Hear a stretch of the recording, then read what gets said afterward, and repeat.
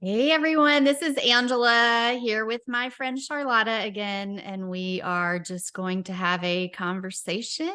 And what is the topic today for us? Today's topic is self-expression. All right. Self-expression. Uh, hmm. I guess we could take this down many roads. And we're expressing ourselves every moment, every second.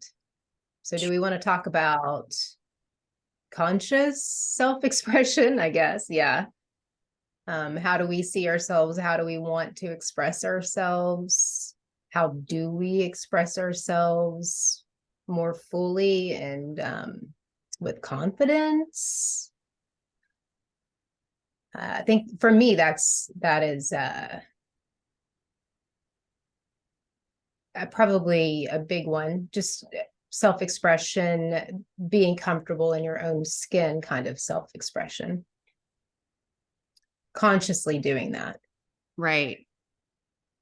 Yeah, I think it's an interesting phenomenon because it plays into,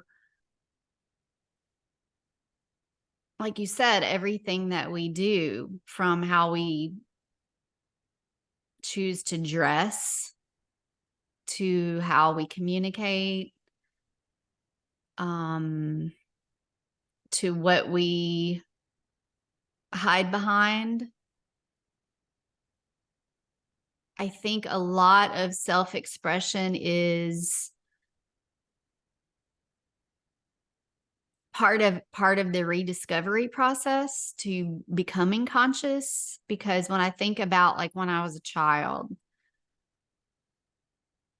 how there were periods of time where I felt safe to express without feeling encumbered by caring if it was good or not good, or what that definition of good or not good is. Like, I would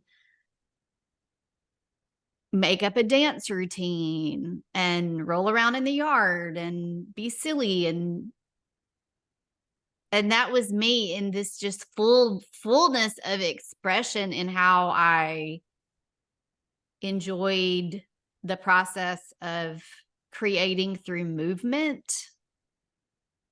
And then I can see, as I got older, that kind of part of me dying in a sense. And then I've had to go through a phase of rediscovering it through, hula hoop or dancing around, and noticing that as I've gotten older, I maybe don't allow myself to play in the same capacity that I did as a child because of the it's not good enough uh, belief that's kind of been perpetuated in my mind.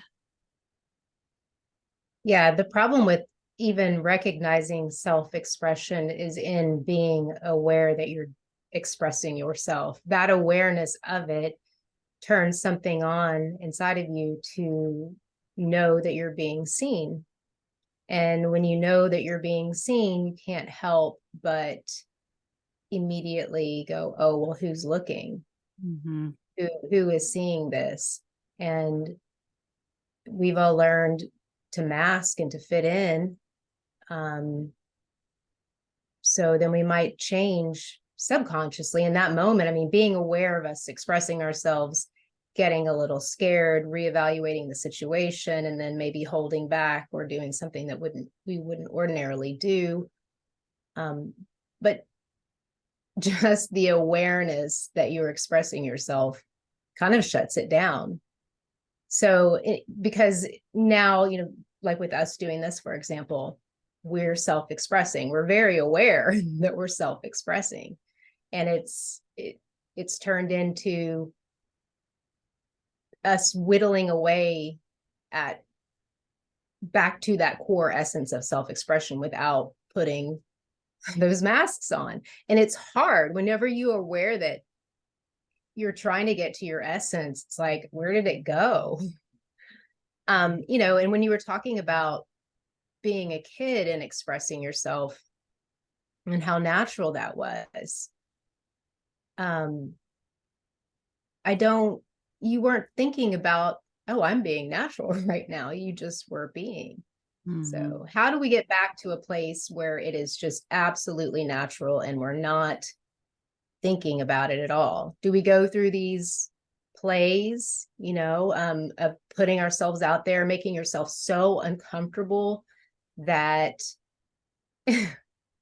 you're pretty much willing to do whatever at that point because, okay, well, I've been embarrassed enough. Like, I don't care anymore. Where do you get to the point where you don't care at all? And you are just truly you. How do we get back there? I think it's a paradox because, for example, in not caring, I may freeform and use language that I don't want to use, like too many inflections, like saying like too much. But if I'm more consciously aware of those inflections, then I can more aptly express what I want to express. But then at the same time, I lose some of the nuance of the being in the relaxed state. Yet it's in that practice where that then becomes the new relaxed state. So there's a shift into deepening the method of expression. The better you get at the said expression that speaks to you. Like, for example, if you want to be a dancer and you know this at a young age, you're striving for a level of mastery, which in one essence takes out the sense of freeform play. But in another sense, it gives you a greater scale to play upon within the expression itself. So I think when I look at it like that, it's recognizing that there is a paradox within the self-expression that's always presenting, depending on what the expression is. Is it something we're trying to master, something we're doing for fun and joy? Is it something we're wanting to become or invite in or be as part of our change within ourselves? It's like acting and taking on a role. An actor has to study the character and know the nuances that character would express and the things that they would say. So, I mean, in a sense, you could say in any given situation, we're putting on a different act. So there is no, yeah, I mean, it is a paradox, but the practice is there. The practice needs to be there in order to feel, I don't know if you would feel more at ease in the role. I guess you would just feel more at ease if you were practiced at whatever it is. I don't know. It's like, let's say I am becoming more conscious, and I feel like I've gone through this, so I'm speaking to this from personal experience. And as part of becoming conscious, I want to be more honest. well, honesty is a form of self-expression. So then how do I present this new part of me to the world? Because what I have found, and I think this happens to people, which is how we've kind of gotten to this state in the world, is people don't want to hear honesty, because when I'm honest, there's this reflective nature of, well, I don't really want to hear that or see that or experience that. It's part of this. If you're politically correct, then you're probably not being honest. Like if you're not offending someone, you're probably not being honest.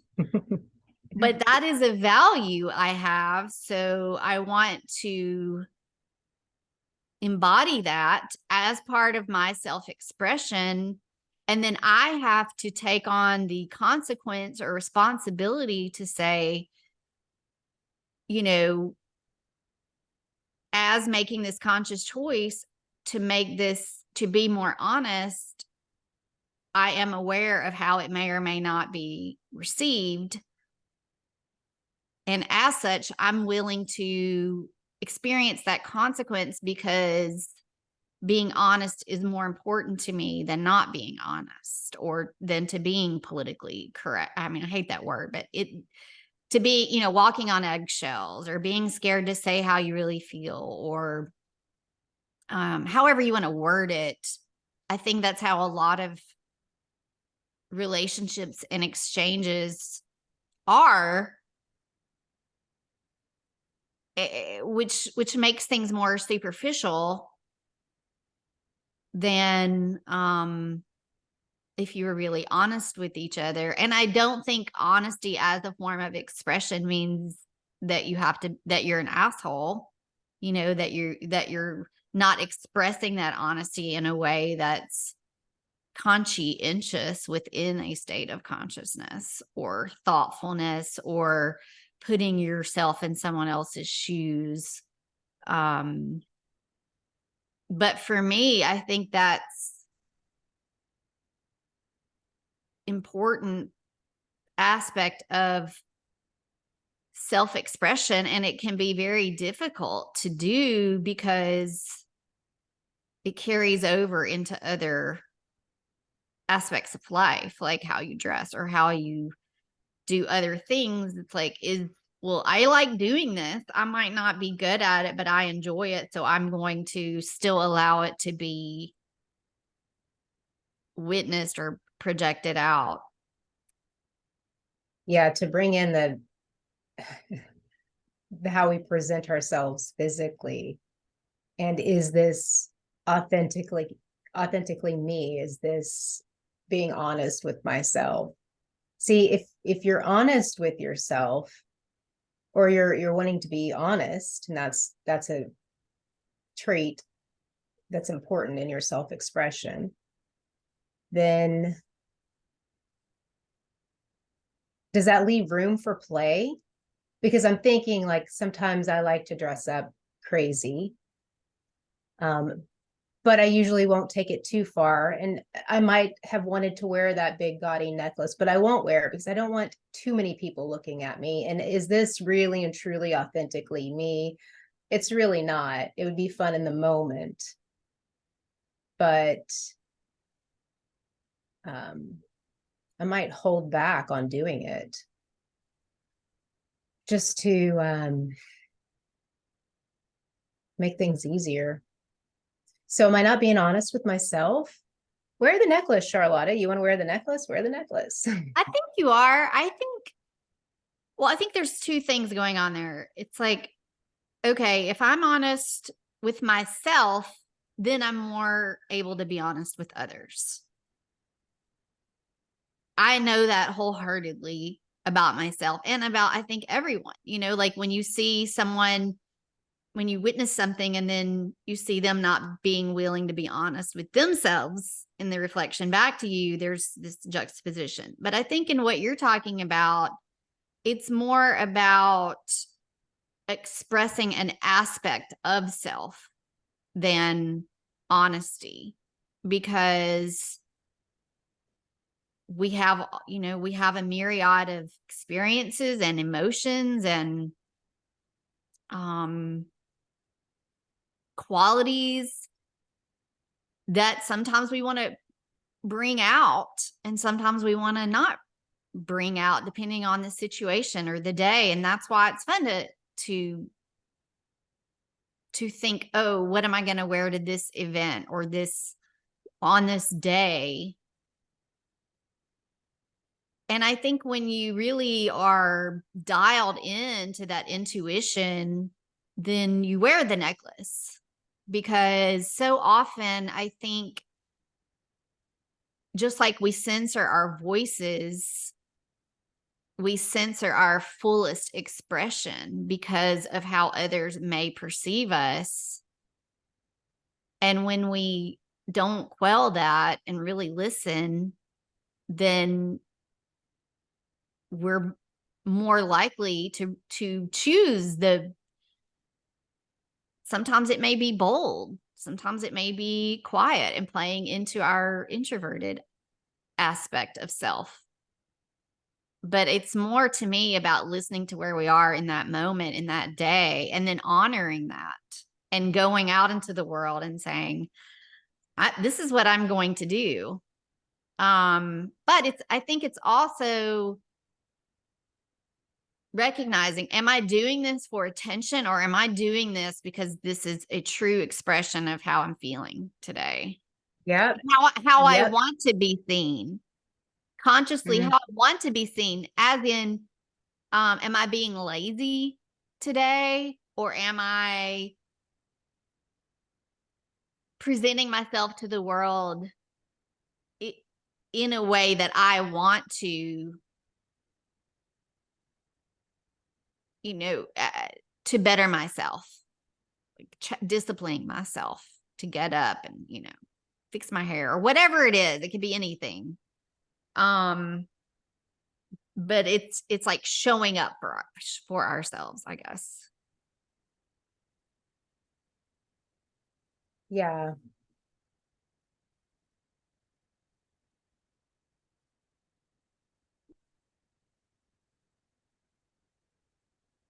I don't know. I think everything feels like a costume. And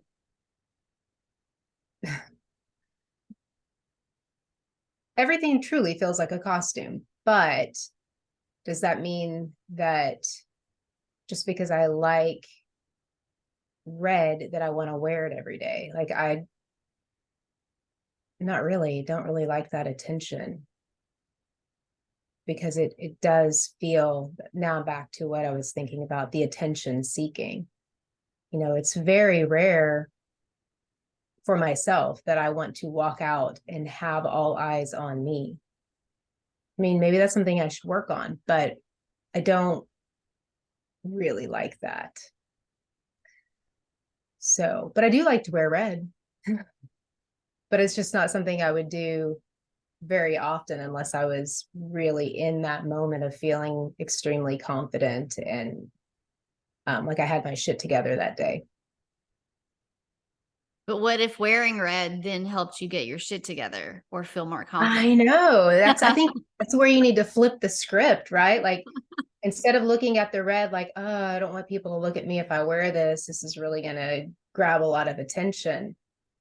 Look at it and say, this is exactly, how would you say that? When I wear this, beautiful things will happen for me. I don't know. It sounds like an affirmation, but yeah. Well, I think it's true. It's like music. Certain colors change our mood, just like a Oh, song. yeah. I mean, Definitely. clothing has frequency. And as we're learning, I guess linen has the highest frequency, but color is a part of that spectrum as well. And it's like in feng shui, certain colors are supportive of your Chinese element, and certain colors are not supportive. So if I'm wearing those colors and I'm aware of what that is, and I know that I'm going to feel more supported in those colors, then I'm probably naturally gravitating to that anyway. And I think when we think about it, when I am dressing and thinking about it in a more conscious way, it does change my mood. Or I may have no energy and don't want to get up that day. But I know if I do, it's kind of like going to the gym. If I put the clothes on, then I'm going to go. If I just take that first step into the thing. So if I know that I want to get better at speaking on camera, I have to get myself to the table, get myself to Zoom. I have to take these little steps that make it easier for me to take the bigger step in order to practice new ways of expressing, because we get stuck in ruts also when we never try something new. And then there may be a whole aspect of our divine gifts that we're not even accessing because we haven't tried other ways of expression. Right. Because the putty colored linen is the most comfortable. There's no challenge in that. There's no growth in that. It does have good vibes, you know. Well, but I like the challenge is that you're showing up for yourself and you're choosing to be comfortable in doing that. So there's layers. Because this is the uncomfortable part. This is the new part of the self-expression. And then this is the comfortable part. So, because if you just change everything at once, then it's too much. And then you don't want to do it. And you're like, I'm out. I don't know. Sometimes I think it's the way to do it. I've got some stuff over there I can put I was on. just saying. What have you When you're got? red, right there. I know. It's got your name on it. Yeah. Next time. Yeah, we're gonna have to do that seriously. Okay, we'll do that sometime. Yeah, so I like hats. I don't know why I like hats. And I've thought about that a lot. Because they're cute on you. Well, it's kind of a costume in a sense, right? Like it's a hat. It's maybe it's sort of a safety blanket. I don't know. There's something about a hat. And I think everyone has something probably that's kind of their thing. I wish more people wore hats. I love it. I think it's a quick outward show of style, you know. And I think it's in a small way, it's an act of bravery because you stand out because not everybody is wearing a hat. I'm sure there were times where everyone had a hat on and that's how you blended in. Mm-hmm. But I think you're cute in them. So Thanks. I would wear it. I think sometimes I wish I lived in times where we wore hats and just had more care in how we presented, because that feels so much more magical and fun as a way of living instead of yoga pants and a t-shirt or jeans and a t-shirt all the time. It's taking it to the next level as a form of self-expression because I want to, because I like it. But see, I think in even saying that, because I said it too, I said something about there was a time when more people wore hats, and you're saying if there were a time more people I wish that we were in a time that more people dressed up. Why do you wish? You can do it. You can still do it, right? But it's like if you do it and you're doing it alone, like all eyes on you. This is Mhm. why I love fashion. I love dressing up and I love looking quirky and putting weird stuff together, but I'm not going to go to the grocery store like that. And I see people that do, Mhm. and they're usually anyway, I won't do that. But there's a type, and it's like I just I just don't want that attention. But if everybody were doing it, it would just feel like, okay, oh, that's how you were expressing yourself. That's how you were expressing yourself. But in a sea of people in their yoga pants and t-shirts, if I were to go wear any of this stuff to the grocery store, I mean, it's going to be taxing. It's going to take a lot of energy. Mhm. Grocery store is already difficult to begin with to me. I don't need to add that on. I mean, but I could, here we go. I could reframe it to I'm putting this on and it's my shield, and I'm clearing the aisle. So I'm not having to, bump into people and squeeze by and let's just clear the path, you Mhm. know, kind of, that's how I have to think about it. But I'm with you. I do wish that more people were expressing themselves through dress. I think we would immediately be able to get someone's vibe. But right now, everyone's vibe is pretty basic as far as outward clothing expression. Yeah, it's very basic. And I think when we went through the wearing of this in the past 3 years, which I did not do, which made me stand out, kind of like wearing a hat, it made me more comfortable standing out. It helped me get more comfortable saying, that's not for me. This is for me. This is who I am. This is how I'm choosing to express myself.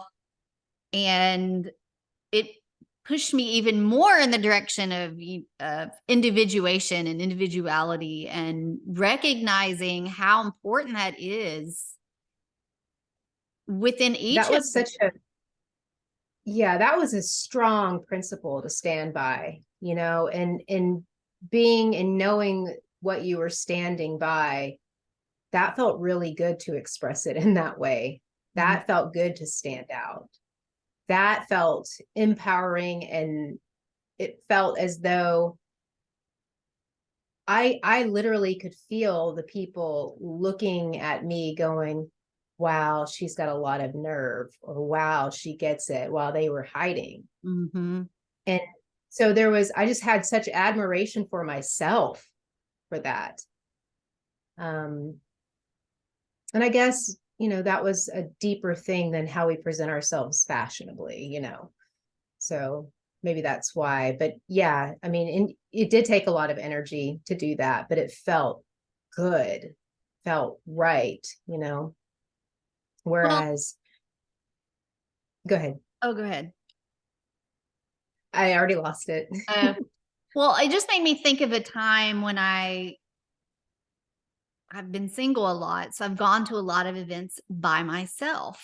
And I can just recall this time. I don't know why this particular time is standing out, but I remember going to this wedding and I was alone and I had this really cool outfit and it feels good to feel good. So when you take care of yourself and you feel good and you look good and you express yourself, then it does give you more courage. And I remember going into that wedding, I was very, in my 20s. Um, and people do look at you when you're the only one not in a couple or the only one in a hat or the only one, whatever the situation is. I think when you put yourself in those situations, kind of like we were talking about that we both did with not participating in the thing in the past couple of years, it does give you more courage of expression. It helps you. It's almost like connecting courage and self-expression deepens the gifts that you naturally have and allows them to extrapolate themselves and show up. And then you start wanting to share that from a place of pure heart, or this is who I am, and it's okay if I'm not the best whatever. It's like giving yourself a permission slip in a sense, tapping into more of that sovereign self, I guess. Yeah, it's so to self-express, I guess ideally the goal would be to gain that confidence from it. So however, finding a way to express yourself that empowers you, and whatever that is in each moment. And that carries over into art, you know, aside from what you put on your body, but something that you create that other people are going to see. You know, do you create entirely from yourself, or do you create, well, if it's personal artwork, you're doing it for yourself. With me doing costumes and essentially sculpting fabric, I remember telling myself so many times, don't make anything that you wouldn't wear. There's been very little that I've made that I would actually wear. So, I really don't know what the point is to that, but I guess, you know, when you are creating to sell, or, you know, for your work to be seen and then hopefully sell it, it's a very fine line as to how you're going to express your art, because you have now other people to think about, but you're still expressing yourself. You're still, it's coming from you. It's out of you. It's through you.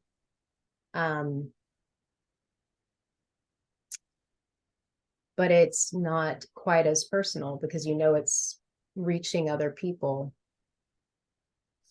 I don't know.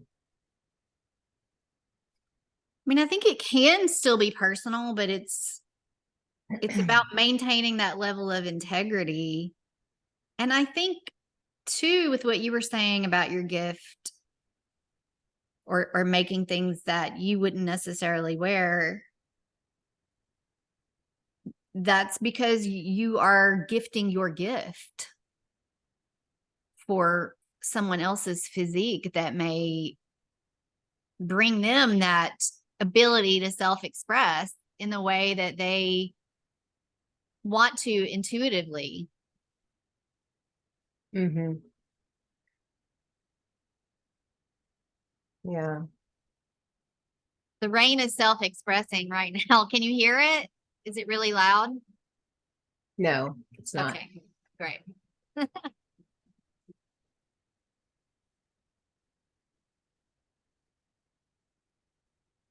Yeah, the whole fashion thing is interesting because there's a fine line between just consumerism and buying to buy, or buying to express, buying for a purpose. If you're going to go on a hike, you need the hiking pants. These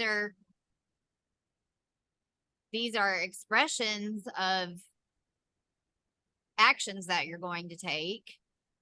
I'm going to wear these hiking shoes because I'm going to go hiking.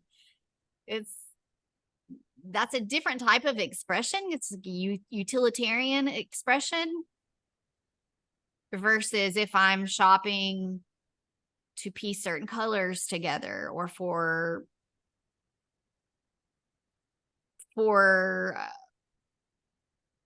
painting a picture with my own style, in essence, and knowing how to play with that so that it doesn't become a numbing out or an excuse to shop or something like that. Yeah. That's why I really enjoy taking things that already exist and revising, revamping, creating a second life, third life, a new purpose. But yeah, I mean, it is so individual, isn't it?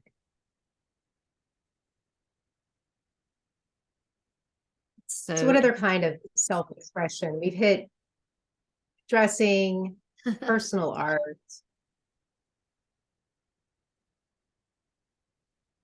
well, I guess voice. voice. Yeah, I was going to say obviously writing. I mean, there's just everything we're doing. It's like our senses are here to help us express. And voice is definitely a way of self-expression that I feel, at least for me until the past few years, was very blocked because I had to work through a lot of fear and trauma and programming, all the things that made me fearful of expressing myself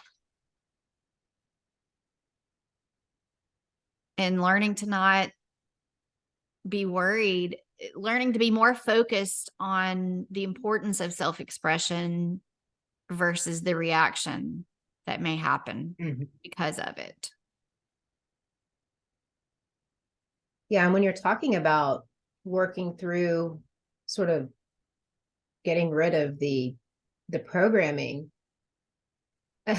you wouldn't even know what to write about. I mean, of course, there is always something to write about, but it was making it through those things that give you the passion to actually have voice. So that's kind of a neat thing. It's like, I don't know, I don't have the words for it. My mind is just, I keep losing words. See, that in itself is exactly what we're talking about, though. The voice, Mm-hmm. the block. I don't have the right words for it though. I um, think I think a lot of women, at least in my lifetime, I did a lot of self-censoring because I didn't always see things in the world the way everyone else did. And I created these coping mechanisms and patterns of knowing how to mold my self expression to fit the situation or not hurt someone's feelings or whatever it was, which I think kept things at a very superficial level. And I was craving a deeper expression. And the only way I was going to get deeper expression with others was to stop doing that. And in order to do that, I had to go through a series of trials and tribulations, which I'm still going through to activate my own voice. I've practiced screaming and mantra and drumming and poetry and just so many different things to wake up what felt very asleep and dormant and fearful within me that I'm been playing with and touching on the surface for the past few years, and I'm still feel like I'm at the beginning of that if I really am honest with myself. yeah, I feel the same way. Um, I don't know if you've heard of Kunling. Kunling, it's Kuhnling. It's Swedish, calling the herds in from the mountaintop, right? And it's like this beautiful um, sort of yodel sound, really high pitched.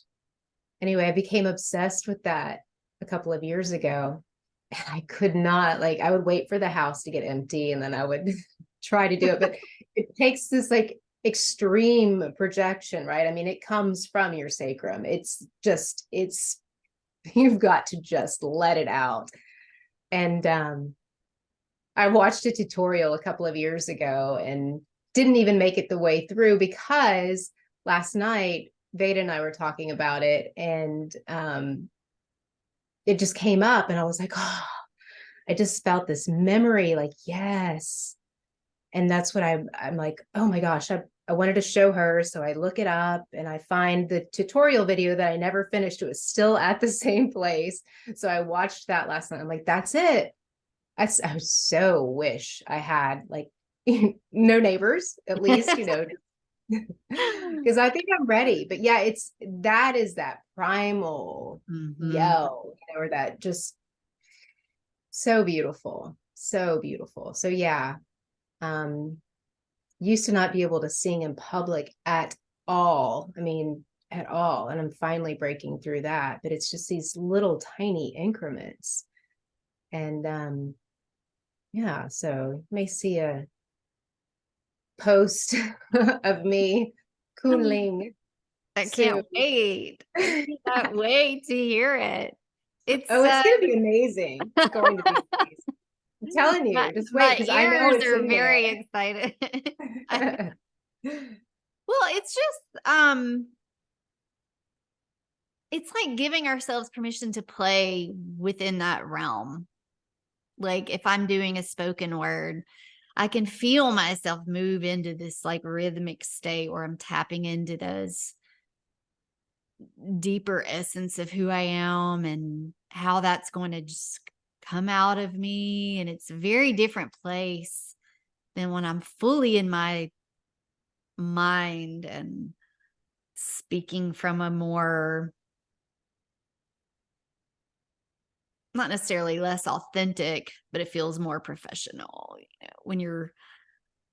when you're in that logical mind versus dropping into that flow and that divine energy that kind of has to percolate in the solar plexus. For me, that's where it sits. And I can't force it. It just is or it isn't. It is or it isn't. And I let it not be when it doesn't want to be. And then when it's ready to come up and out, I'm learning to let those times let it come out up and out and then be okay when it doesn't. Yeah. That's the nature of being in flow even when you're out of flow, because it's never going to be constant. I think that would be strange, even though people like to say they're always in flow. The very nature of the rhythms of life would say otherwise, even if it's behind closed doors where the true nature is revealed of something. It's something in you wants to express itself. It's going to challenge you and give you challenges until you rise up and meet that and find that and discover that and let it come through. And it's unconscious until it becomes conscious. I can see that now in my own life with the voice or with writing or whatever it is that I now enjoy. It was always there, lingering under this veil or film, knocking, giving me experiences to show me that was there in me and waiting on me to open that door. And I think everyone has that. Everyone has something. And some people are in environments where that's cultivated at a younger phase of life. And then there are other people that for whatever reason didn't have that same experience, and it shows up, I guess, whenever it's meant to in this life, or whenever you have the courage to bring it It's forth.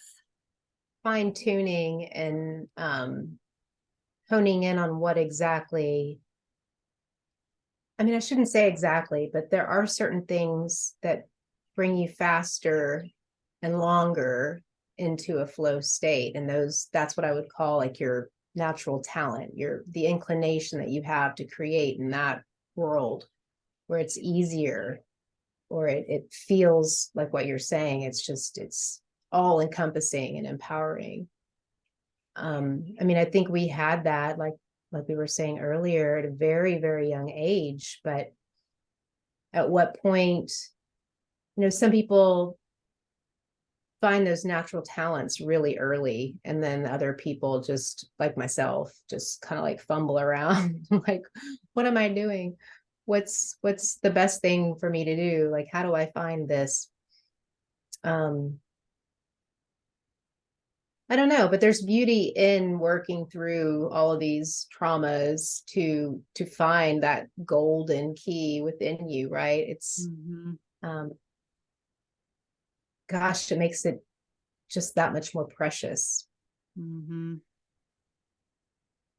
I mean, we're not taught about self-expression unless you're in a conscious household where this is a conversation people are having.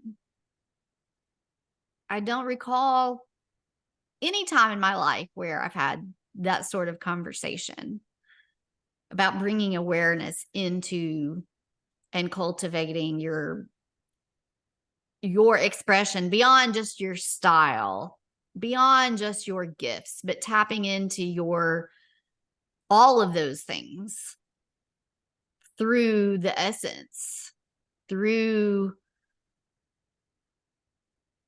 divine intervention, in a sense.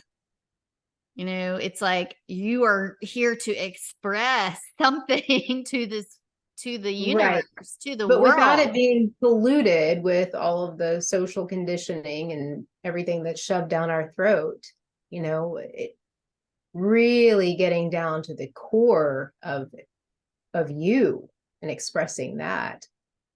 There's so many layers to remove by the time, if you're awakening, later in life, there's so much to peel away before you can get down to that core essence and even know what it is that you want to express.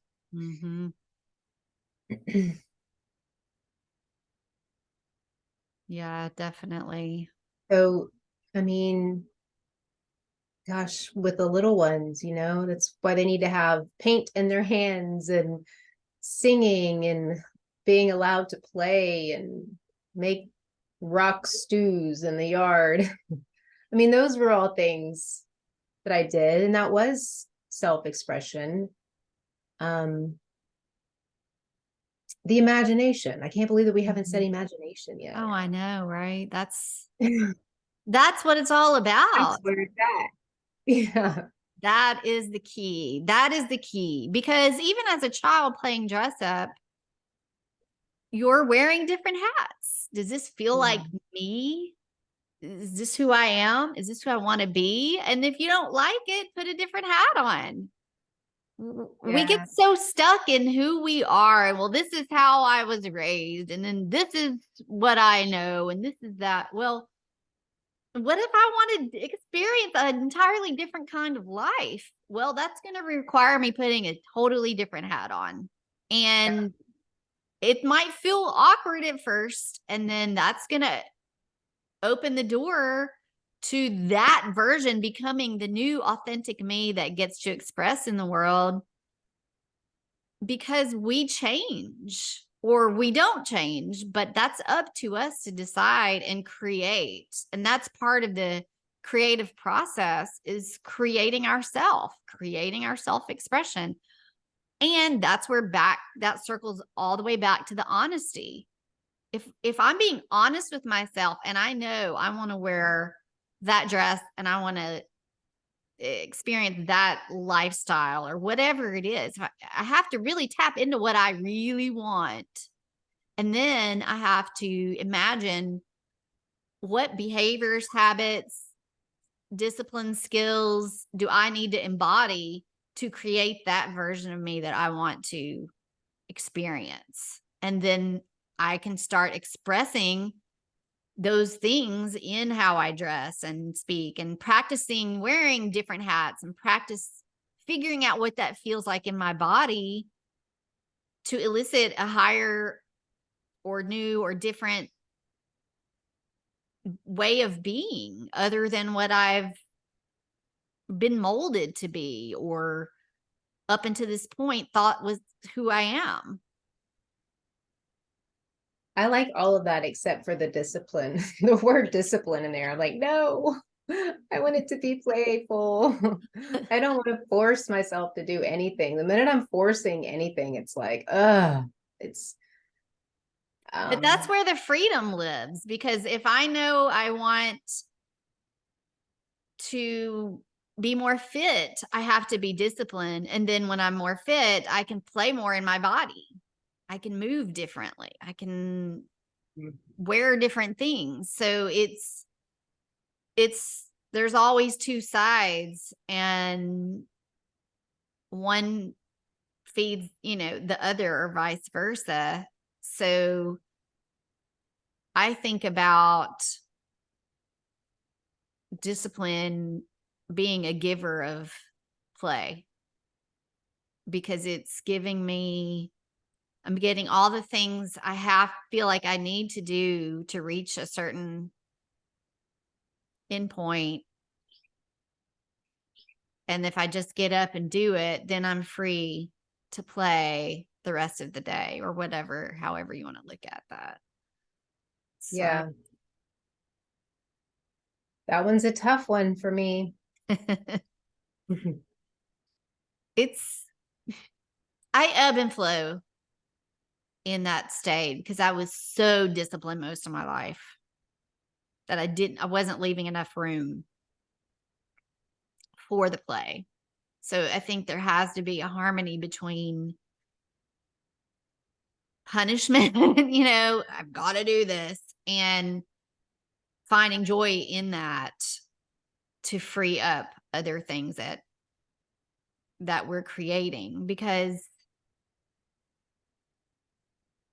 ultimately,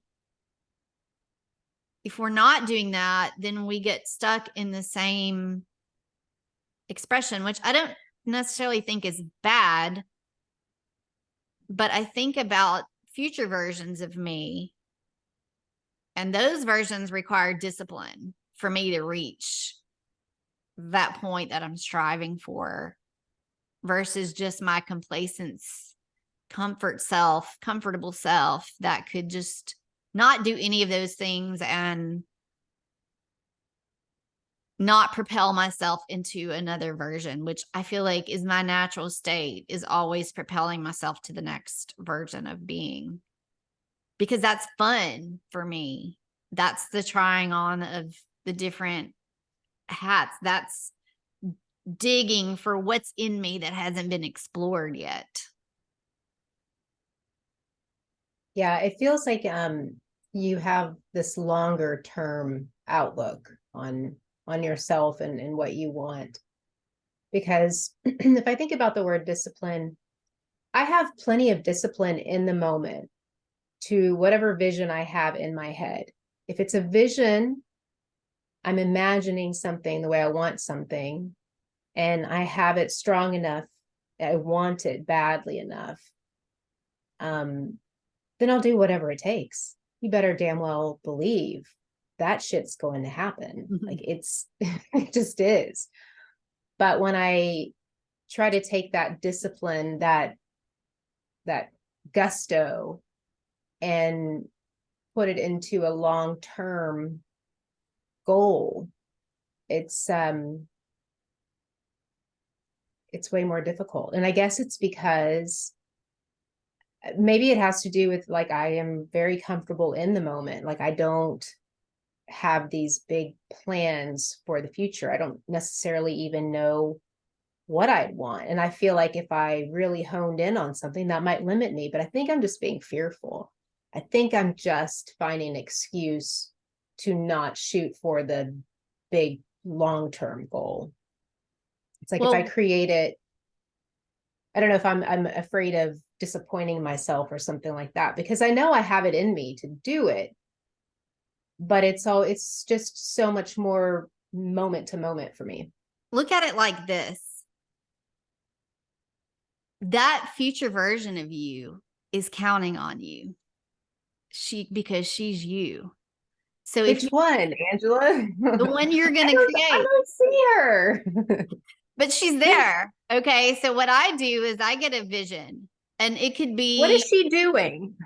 well, you're going to have Sorry. that conversation with her later. um, let's say you want to live in a different place or whatever. I mean, I'm just using this as an example because I have a vision of how I want to create more ease and flow in my life. And so I'm like, well, what is that version of me? How is she expressing herself? Is she standing a little taller? Um, what is she wearing? Who is she hanging out with? Uh, what does the property look like? Where is she traveling to? Is she traveling in first class? Is she whatever it is? And then how I bring that into the present is once I'm clear on what I want to, the vision I want to create, then when I make choices in the now, all I have to do is say, well, what would that version of me choose? And it brings it into these present moment choices where I'm like, oh, okay, she would not be stressed about this. She would be like, yeah, I got this. And it Yeah. just helps break down some of those walls where we do limit ourselves because that goal might seem scary or that level of being seen might feel scary. But that version of me has already gone through all of this and she's not scared. She's doing it. So if I bring her with me on the journey and I imagine what she would feel like making this choice or delegating this thing or having this conversation on the video, it's like it frees up some of those fears that this version of me hasn't faced yet because I know it's going to be okay because she's got my back. And she's looking back at this me like I look back at the little me, and if I was to have a conversation with my past self. So it's kind of like playing with time as a way of expressing ourselves in the future now, or rewriting a story in the past that got us to where we are now to heal certain things, if that makes sense. Yeah, it makes sense. I totally get it. I'm still stuck on what's she doing? But What are you doing, Charlotta? isn't that so much fun to think about? Like Yeah, it's fun to imagine. That's where that imagination comes in because it can change. And you might create a version and then in 6 months you're like, I saw her like this, but now I see this. And it's fun. It's creating life instead of life just happening to us. yeah, yeah. And being I in the like it. state of imagining, because imagination